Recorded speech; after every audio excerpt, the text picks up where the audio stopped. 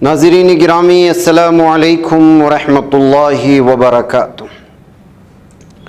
सीधी बात के ताज़ा तरीन प्राइम टाइम में आप लोगों का इस्तकबाल है। नाज़रीन गिरामी, मैं अंसार अज़ीज़ नदवी इस वक्त आप लोगों के सामने कुछ अहम तरीन ख़बरें, कुछ वायरल वीडियोस और कुछ तनक़ीदी तज़्ज़िये लेकर के हाज़िर हुआ हूँ। तफसीलात में जाने से पहले आप लोगों से जो दरख्वास्त होती है उस पर ज़रूर तवज्जो कीजिएगा। नाज़रीन गिरामी, भारत में ऐसा महसूस होता है कि वो चाहे इलेक्शंस का ज़माना हो या फिर इंतखाबात के लिए मुहिम्मात जो चलती हैं, इंतखाबी जलसे या जुलूस जो होते हैं उसका ज़माना हो या फिर रिज़ल्ट आ जाए, अब नफ़रत का पीछा यहाँ के अवाम को, बिलखुसूस सियासी नफ़रत या फिर सियासी एतबार से कोई वहदा पाने के लिए हिंदू मुस्लिम या मंदिर मस्जिद, हलाल झटका, हिजाब बुर्का, ये नारसी और घुसपैठिए, इस तरह के वर्ड ख़त्म नहीं होंगे और ये तनाज़े ख़त्म नहीं होंगे। बीजेपी इन मुद्दों को उकसाती रहेगी। हिंदुत्व जहनियत के गैर तालीम याफ्ता और कुछ तालीम याफ्ता, पढ़े लिखे शरपसंद अनासिर और वो मीडिया में मौजूद शरपसंद अनासिर जो अपने आप को सहाफ़ी या जर्नलिस्ट कहते हैं, वो इन मुद्दों को लेकर आग लगाते रहेंगे और आग लगती रहेगी और इसमें झुलसने वाले आम हिंदू, आम मुसलमान होंगे। मरकजी वजीर बंडी संजय कुमार बीजेपी से ताल्लुक़ रखते हैं, हैदराबाद से, तेलंगाना से। फिर उसने एक मुतनाज़ा तबसरा किया और कहा कि रियासत में अगर बीजेपी की पार्टी इख्तिदार में आती है तो पुराने शहर में चार मीनार से मुत्तसिल भाग्य लक्ष्मी मंदिर को गोल्डन टेम्पल में तब्दील कर दिया जाएगा। उसने कहा कि देवी भाग्य लक्ष्मी की मेहरबानी से बीजेपी ने तेलंगाना में 8 एमपी सीटें जीती हैं। उसने ये भी कहा कि प्रजा संग्रामा यात्रा भी देवी भाग्य लक्ष्मी की मेहरबानी से कामयाब हुई और बीजेपी ऐसी वाहिद पार्टी है जिसने दिखाया कि कारपोरेटर भी मरकजी वजीर बन सकता है, चाय वाला वजीर आजम बन सकता है। तेलंगाना में बीजेपी न रुकने वाली ताकत बनकर उभरी है और रियासत में इख्तिदार में आने तक जद्दोजहद जारी रखेगी। और संजय ने कहा कि वह खून के आखिरी खतरे तक पार्टी के लिए काम करेंगे। खैर, इस तरह की बयानबाजियां तो होती रहती हैं, लेकिन भाग्य लक्ष्मी मंदिर को गोल्डन टेम्पल बनाने का दावा करते हुए चार मंदिर में जो है उसको लेकर के जो है इस वक्त अलग अलग तरह के सनसनीखेज तबसरे के बाद हालात बेकाबू और अलग अलग तरह के तबसरे शुरू हो चुके। इसीलिए मैंने आपको शुरू में कहा, अभी भाग्य लक्ष्मी कौन सी है और किस तरह से यहाँ जबरन मूर्ति को रखा गया, फिर उसके बाद किस तरह से जगहों पर कब्जा किया जाता रहा, एक लंबी कहानी। इसलिए ये बात मुतनाज़ ना बन जाए, इसलिए कि वो मुतनाज़ बयान दिया तो मेरा बयान मुतनाज़ बन, इसकी तफसीलात में नहीं जा रहा हूँ, लेकिन ये हकीकत है नाज़रीन गिरामी कि इस वक्त तेलंगाना में आने वाले असम्बली इंतखाबात से पहले सूरत हाल को बहुत ही ज़्यादा भयानक बनाने की कोशिशें हो रही हैं। इस तरह के तबसरे इस बंडी के बयान के बाद सामने आए हैं। नाज़रीन गिरामी, आज तमिलनाडु में सूरत हाल बहुत ही भयानक रही। बिलखुसूस असम्बली के अंदर और बाहर बहुत ही ज़्यादा हंगामा हुआ। वजह उसकी यह है कि तमिलनाडु में जहरीली शराब पीने की वजह से 47 अमवात हो चुके हैं, कई बीमार पड़े हुए हैं। पुलिस फोर्स तैनात कर दी गई है, तकरीबन 30 की हालत संगीन बनी हुई है। इस वाक़े ने अवाम में बहुत ही ज़्यादा इश्तिआल पैदा कर दिया है, सियासत भी तेज़ हो गई है। तमिलनाडु के असम्बली के अंदर भी एहतिजाजात शुरू हुए हैं और बाहर भी AIMDMK के कारकुनान ने हंगामा शुरू कर दिया।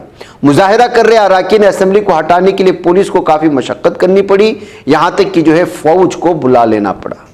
तो नाज़रीन गिरामी, ये गैर कानूनी शराब नोशी और गैर कानूनी शराब बनाना ये न सिर्फ तमिलनाडु का, ये तो भारत के अक्सर रियासतों का ये हाल है। किस तरह से शराब बनाई जाती है, उसमें रख दी जाती है, ऐसी चीज़ें मिला दी जाती हैं जिसमें जहर बन जाता है, और फिर उसको जो कम दामों पर पीने वाले मजदूर होते हैं, गरीब तबका होता है, जो सुबह से लेकर शाम तक जो है मजदूरी कर रहा होता है, वो अपने मजदूरी से बचे कुछ पैसे लेकर के शराब में डाल देता है कि कहीं से कुछ उनको मिल जाए, और कम दामों में खरीदने के चक्कर में जहरीली शराब के जो है इसमें आ जाते हैं। और इस तरह कई अमवात हर साल भारत में किसी ना किसी रियासत से आती ही रहती है। ऐसी सूरत हाल में तमिलनाडु में पेश आया हुआ मामला इस वक्त भयानक सूरत हाल इख्तियार कर चुका है। बहकैफ यहाँ की हुकूमत उस पर काबू करने की कोशिश कर रही है। नाज़रीन गिरामी, भारत में पेपर लीक का मसला भी बड़ा जो है इस वक्त सरदर्द बना हुआ है। पढ़े लिखे लोगों को उनका हक नहीं मिल रहा, गैर पढ़े लिखे लोग पेपर लेकर पैसे खिला करके, रिश्वत दे करके इस वक्त जो है ऐसे ऐसे ओहदों पर फाइज हो रहे हैं कि वो जो है पल भर में बिक जाते हैं। और कैसे बिक जाते हैं, आज की कुछ गुज़िश्ता 10 सालों को देख लीजिएगा कि जो है हमारे भारत में ऐसा कौन सा शोबा है जो रिश्वत के पेल पर या ताकत के नशे में या फिर पैसों के लालच में ना बिका हो। अदलिया के फैसले किस तरह से आ रहे हैं, और फिर मुख्तलिफ शोबों में किस तरह से इस वक्त अलग अलग तरह से पसमानदा जो है लोगों के साथ, दलितों के साथ, कबाइलों के साथ, मुसलमानों के साथ जो जुल्म ज़्यादतियाँ हो रही हैं, ये सब इसीलिए तो है कि जो यहाँ के सारे लोगों से वाबस्ता जो इंसाफ के अलग अलग तरह के शोबे हो जाते हैं, वो सब बिके हुए हैं। क्यों बिके हुए हैं? इसलिए कि इसकी जड़ ही जो है कमज़ोर हो चुकी है। जब पेपर लीक हो जाते हैं या फिर पेपर ख़रीद करके एग्ज़ाम्स दिए जाते हैं, और वो भी ऐसे एग्ज़ाम्स जो बड़े बड़े ओहदों पर फाइज होने के लिए मुनाकिद किए जाते हैं, तो जाहिर सी बात है कि नाअहल लोग इन कुर्सियों पर आ जाते हैं। जब नाअहल लोग इन कुर्सियों पर आ जाते हैं तो फिर कमज़ोरों पर और मजलूमों पर जुल्म बढ़ जाता है। इसलिए जो है इस वक्त देखिए, गुजरात की कंपनी ने यूपी में सिपाही भर्ती का पेपर लीक करवाया है, ये कहते हुए अखिलेश यादव का सनसनीखेज इल्ज़ाम सामने आया है। मुल्क भर में नीट, यूजी और यूजीसी नीट की धांधली पर हो रही हंगामा आराई के दरमियान में यूपी के साबिक वज़ीर आला और समाजवादी पार्टी के कौमी सदर अखिलेश यादव ने सनसनीखेज इल्ज़ाम आयद करते हुए कहा कि यूपी में होने वाली सिपाही की भर्ती के इम्तिहान का पर्चा गुजरात की एक कंपनी ने लीक कराया था।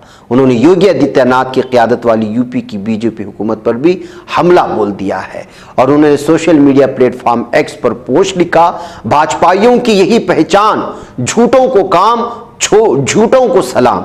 ये इंतहाई संगीन इल्ज़ाम है कि पुलिस भर्ती इम्तिहान का पर्चा मुनक़िद करने वाली गुजरात की कंपनी का ही पेपर लीक कराने में हाथ है, और उसका मालिक जब कामयाबी के साथ बैरून मुल्क फरार हो गया, उसके बाद यूपी हुकूमत ने उसके बारे में आवाम को बताया, और आवामी गुस्से से बचने के लिए, दिखाने भर के लिए इस कंपनी को कल आदम करार दिया, यानी इस कंपनी पर जो है पाबंदी आयद की। यूपी हुकूमत इस कंपनी और उसके मालिक के खिलाफ एफआईआर की नकल को अवामी करे, गुजरात भेजकर उसके असासों से खिमियाजा वसूल करने की हिम्मत दिखाए। ऐसे मुजरिम यूपी के 60 लाख नौजवानों के मुस्तकबिल को बर्बाद करने के कसूरवार हैं। उत्तर प्रदेश की बीजेपी हुकूमत वाजे करे कि वो इन मुजरिमों के साथ है या रियासत के अवाम के साथ। अखिलेश यादव ने ट्वीट किया है नाज़रीन गिरामी, तो आप अंदाज़ा लगाएं कहाँ कहाँ तक इस वक्त जो है बदउनवानी, रिश्वतखोरी जो भरी हुई है।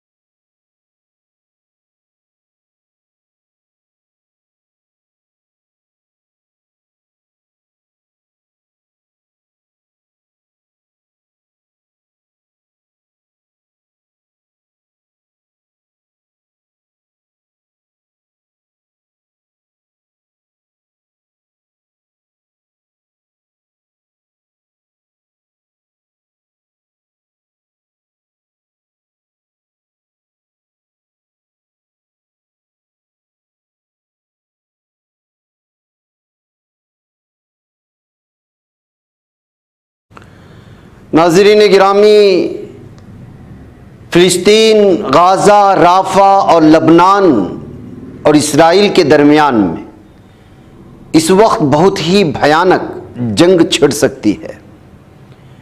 24 या 48 घंटे इस वक्त लबनान के लिए बहुत ही अहम तरीन माने जा रहे हैं। इसी के हवाले से कुछ अहम तरीन खबरें आए हैं, मैं उसकी तफसीलात आपके सामने रखता हूँ। सबसे पहले इस्राएली आर्मी चीफ ऑफ स्टाफ की बहरीन में 5 अरब आर्मी कमांडरों से खुफिया मुलाकात होने की खबरें आ रही हैं, और इस मुलाकात में लबनान पर अगर इस्राइल हमला करता है, जिस तरह की वो दावा कर रहा है कि लबनान पर हमला करने की वो तैयारियां मुकम्मल कर चुका है, तो आपसी इश्तिराक पर इत्तेफाक हुआ है, जो आलम अरब के लिए, मुसलमानों के लिए और इन तमाम लोगों के लिए डूब मरने की बात है कि वो जालिम, दहशतगर्द, खूनखार और जहन्नमी कुत्ते और सहयूनी दरिंदों के साथ 5 अरब ममालिक के कमांडर्स ने खुफिया तौर पर इश्तिराक पर इत्तेफाक किया है। तो आप अंदाज़ा लगा सकते हैं कि भाइयों को भाई के हाथों से कत्ल करने के लिए इस्राइल ने किस कदर ख़तरनाक गेम खेला है। बहुत से लोगों की तरफ से फ़िलिस्तीनी अवाम के साथ गद्दारी के तौर पर समझे जाने वाले इक़दाम के तहत बहरीन, मुत्तहिदा अरब इमारात, सऊदी अरब, उर्दून यानी जॉर्डन और मिस्र, ये तो गद्दार हैं ये दोनों मुल्क। अब उनके साथ मुत्तहिदा अरब इमारात, बहरीन और सऊदी अरब भी, खैर ये लोग खामोश तो थे, लेकिन अब बाकायदा साथ देने की बात हो रही है। कई अरब ममालिक के आला जर्नलों ने अपने इसराइली हम मनसब से मनामा यानी बहरीन में मुलाकात की, जिसमें इलाकाई सलामती के ताउन पर तबादले ख्याल किया। इसराइल इन ममालिक को सलामती का बहाना दे करके लबनान पर हमला करने की कोशिश कर रहा है और उसमें इन अरबों से इश्तिराक ले रहा है। एक कम प्रोफाइल खुफिया मीटिंग जिसकी इत्तला एक्सियोस ने यानी AXIOS ने दी है, गज्जा पर इसराइल के जारी फौजी हमले के दरमियान रियासत हाय मुत्तहिदा की मरकजी कमान सेंटकॉम के जरिए मरबूत की गई थी, जिसमें 36,000 से ज्यादा फिलिस्तीनियों की जानें जा चुकी हैं, जिनमें अक्सरियत खवातीन और बच्चों की है। इन अरब ममालिक की तरफ से फिलिस्तीनियों के लिए शदीद मसाइब के वक्त इसराइल के साथ मुंसलिक होने के फैसले पर अरब दुनिया में शदीद तनकीद हुई है। बहुत से लोग इस मुलाकात को गज्जा में इसराइल के इक़दामात की तौसीक और फिलिस्तीनियों की हालत ज़ार पर इलाकाई सलामती के मफादात को तरजीह देने के तौर पर देखते हैं। तो नाज़रीन गिरामी, इस तरह की खुफिया मुलाकात जो कातिल और सहनी दरिंदे हैं उनकी 5 अरब ममालिक की जानिब से होने के बाद अब तो यहाँ तक जो है लोगों ने सोशल मीडिया में लिखना शुरू कर दिया है कि अब हमास और मुजाहिदीन को इसराइल को ख़त्म करने से पहले इन ममालिक के जर्नलों को और यहाँ के हुक्मरानों को ख़त्म करना चाहिए, क्योंकि ये दुनिया के सबसे बड़े ऐसे गद्दार मुनाफिक हैं जिन्होंने जो है अय्याशी में डूब करके खुद अपने ही भाइयों को न सिर्फ कत्ल करवा रहे हैं बल्कि जो है मस्जिद अक्सा की हुर्मत का भी, उसकी तकदीस का भी जो है ये लोग एहतराम नहीं कर रहे। ये कहते हुए इन ममालिक की इस खुफिया मीटिंग की बात सामने आने के बाद लगातार जो है इस वक्त तनकीद हो रही है। दूसरी जानिब हिजबुल्लाह के सरबराह हसन नसरुल्लाह ने इसराइल को खबरदार कर दिया है, अगर जो है लबनान की तरफ हमला होता है तो इसराइल को बहुत ही ज़्यादा नुकसान होगा। लबनानी तंजीम हिजबुल्लाह के सरबराह हसन नसरुल्लाह ने इसराइल को खबरदार करते हुए कहा कि उनके ग्रोह के खिलाफ मुकम्मल जंग की सूरत में इसराइल कोई जगह महफूज नहीं रहेगी। बैनुल-अक़वामी ख़बर रसाई इदारे की रिपोर्ट के मुताबिक हिजबुल्लाह के रहनुमा अपने खिताब में उसका कहना था कि दुश्मन अच्छी तरह जानता है कि हमने खुद को बदतरीन हालात के लिए तैयार कर रखा है और कोई भी जगह हमारे रॉकेटों से नहीं बच सकती। उन्होंने कहा कि दुश्मन को डर है कि मुज़ाहमत शिमाली इसराइल के खित्ते अल जलील में घुस जाएगी। ये लबनान पर मुसल्लत की जाने वाली जंग के तनाजुर में मुमकिन हो सकता है। हसन नसरुल्लाह ने कहा कि इसराइल को हमसे ज़मीनी, फ़िज़ाई और हवाई रास्ते से हमलावर होने की तवक्को करनी चाहिए। वाज़ेह है कि हिजबुल्लाह और हमास इत्तेहादी तंजीमें हैं। गज़ा जंग का आगाज़ होने के बाद से हिजबुल्लाह और इसराइल के दरमियान रोज़ाना सरहद पर फायरिंग का तबादला हुआ है और इधर कुछ दिनों से हिजबुल्लाह ने बड़े पैमाने पर इसराइल को नुकसान पहुंचाया है और हमने इसकी कई वीडियोस आपके सामने अलग अलग दावों के साथ पेश भी की है। इसीलिए इस वक्त जो है बौखलाया हुआ इसराइल लबनान पर पूरी तरह से हमला करने की कोशिश में है, उसके फिराक में है और उसका ऐलान भी वो कर चुका है, जिसके जवाब में हसन नसरुल्लाह का ये बयान आज ताज़ा तरीन बन करके सामने आया है। उधर नाज़रीन में आर्मेनिया ने भी फ़िलिस्तीन को आज़ाद रियासत तस्लीम कर लिया है। आर्मेनिया की वजारत खारिजा ने कहा कि बैनुल अक़वामी कानून मसावात और ख़ुद मुख्तारी की तस्दीक करते हुए जमहूरिया आर्मेनिया फ़िलिस्तीन की रियासत को तस्लीम करता है। नाज़रीन में आपको मालूम होना चाहिए कि इसराइल और हमास के दरमियान जारी तनाज़ जंग के दौरान कई ममालिक ने रियासत फ़िलिस्तीन को तस्लीम किया, जिस पर इसराइली हुक्काम की तरफ से सख्त सरजनिश भी की गई। लेकिन नाज़रीन फ़िलिस्तीन को तस्लीम करने के सिलसिले में जो है लगातार ममालिक की तादाद में इजाफा होता जा रहा है। नाज़रीन में लबनान के साथ मुमकिना जंग के तनाजुर में इसराइल में ताबूतों में इजाफा हो रहा है। लबनान पर जाहिर सी बात है कि लबनान पर हमला करने का मतलब इस वक्त जो है पूरी तरह से जंग छिड़ जाएगी। लबनान के अभी तो बॉर्डर्स पर से हो रहे थे, कुछ रॉकेट दागे जा रहे थे, कुछ ड्रोन भेजे जा रहे थे, लेकिन अगर इसराइल पूरी तरह से फिजाई या ज़मीनी सतह पर हमला करता है लबनान पर, तो जाहिर सी बात है कि जंग कई दिनों तक चलेगी, बल्कि कई माह तक चलेगी।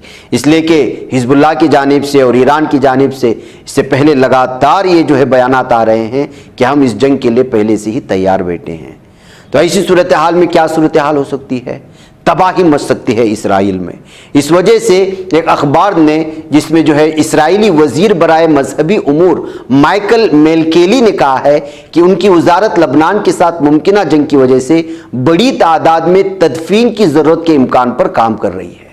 यानी जहन्नमी कुत्ते जहन्नम रसीद होने में जो है उनकी तादाद बढ़ सकती है, इसलिए पहले से ताबूत तैयार करके रख दे। ये इसका मतलब है। ये बयान एक ऐसे वक्त में सामने आया जब काबिज फौज की क़ियादत बेंजामिन की हुकूमत पर दबाव डाल रही है कि वो जंग के मुस्तकबिल के बारे में फैसला करें। इसराइली वजीर ने गुज़िश्ता रोज़ इसराइली चैनल 14 को एक बयान में कहा कि वजारती मजहबी उमूर जो लाशों की तदफीन के निज़ाम की जिम्मेदार है, शिमाली महाज में हालात के लिए खुद को तैयार कर रही है। उन्होंने कहा कि स्टूडियोज़ में सब कुछ कहना मुमकिन नहीं, लेकिन हम शिमाल में बड़ी चीज़ों की तैयारी के लिए दफ्तर में मीटिंगें कर रहे हैं। वो सहमी रियासत की शिमाली सरहद पर आए रोज़ होने वाली झड़पों और हिजबुल्लाह के साथ मुकम्मल जंग के इम्कान का हवाला दे रहे थे, इसलिए ताबूत बनाने की कंपनियों को मजीद ताबूत बनाने का ऑर्डर दे रहे थे। नाज़रीन इधर गज़ा की पट्टी में इसराइली फौज की वहशियाना बमबारी के नतीजे में एक सीनियर सहाफ़ी सलीम अशरफा शहीद हो चुके हैं। इनकी कई वीडियोस जो है आप लोग सोशल मीडिया में वायरल होते हुए, वहाँ की कहानियाँ सुनाते हुए आपने देखे होंगे। अब जालिम दहशतगर्द सहनी दरिंदों की जो है कल जुमेरात को जो वहाँ पर उनका हमला हुआ जालिम दहशतगर्दों का कल शाम में, उसमें जो है मगरिबी गज़ा में इसराइली बमबारी का निशाना बन करके जो है वो शहीद कर दिए जाने की खबरें सामने आ रहे हैं। इस तरह से अगर देखा जाए तो जब से गज़ा पट्टी में ये जो हमले शुरू हुए हैं, अब तक जो है जुमला तादाद जो सहाफ़ियों की, सिर्फ़ और सिर्फ सहाफ़ियों की शहादत की जो आ रही है, वो जुमला तादाद 152 बताई जा रही है। नाज़रीन मुझे इजाज़त दें। अस्सलामु अलैकुम रहमतुल्लाहि व बरकातहू। बच पाता है कोई सहाफ़ी की निगाहों से, मिलाता है ये लोगों को मोहब्बत की पनाहों से। करम और दर्द मंदी का है एक संसार सीधी बात। अज़ीमत जुर्अतो हिम्मत का है इज़हार सीधी बात। अज़ीमत जुर्अतो हिम्मत का है इज़हार सीधी बात। ये चैनल हक निगर बनकर कुचल देता है फितनों को।